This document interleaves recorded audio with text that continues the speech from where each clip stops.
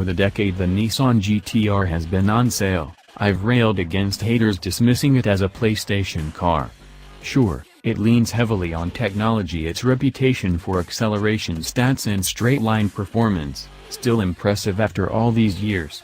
What people don't seem to appreciate, however, is that within the GTR lurks a true driver's car, rich in feedback, beautifully balanced, and hugely interactive at the limit. Call this campaign a personal mission, one I thought won now that the Porsche 911 Turbo has reversed the roles and gone all technik-uber-alles. Until a bold and eye-catching stunt pulled by Nissan Europe rather blew my argument out of the water and confirmed all those gamer car stereotypes.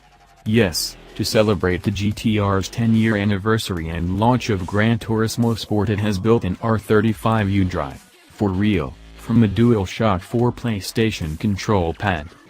If you're a graduate of the Gamers to Racers Gran Turismo Academy like Bridjan Martinborough, currently living the dream in Japan racing a Calsonic liveried Nismo GT R GT500 and Super GT, you do so round Silverstone at over 130 miles per hour from the co-pilot's seat of a Robinson R44 helicopter.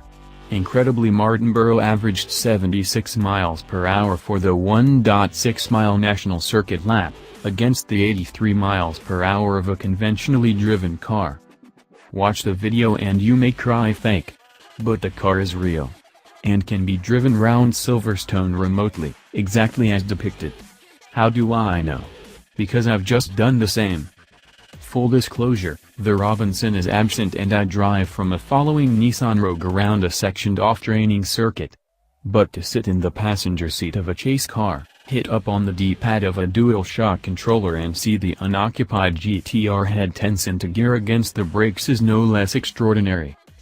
Behind me, one of the guys who built the car sits with a kill switch in hand, his colleague trackside ready with the same.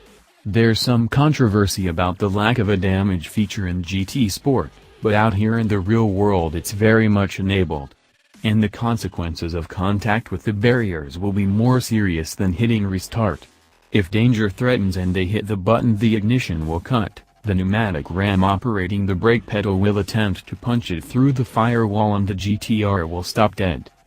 I draw breath and release the L2 trigger. The taillights go out and the GTR starts to creep forward. This is really weird. I take LR2 and the car squats and takes off. Whoa. L2. L2. The brake lights blaze and the GTR comes to an almost immediate halt, our chase driver already taking evasive action. He's had a day of this and is pretty frosty by now. Okay. Try again. Nudge of R2 and into the tight left hairpin before us.